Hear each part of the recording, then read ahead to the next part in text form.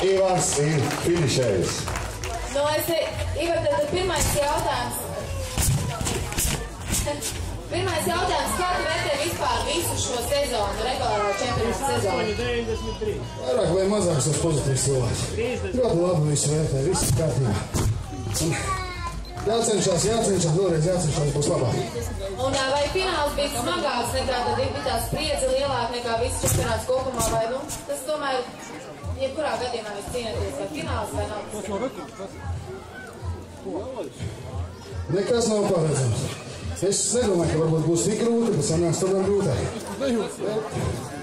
Kopumā jā, bija grūti. Un kam tu varētu pateikt paldies par to, par darbu, par varbūt tagad par treneriem?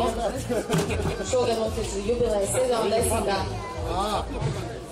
Pirmkārt, es viņu pateicu paldies savai ģimenei. Otrkārt, Aplausi ģimenei, tas ir vissvarīgākais dzīvē.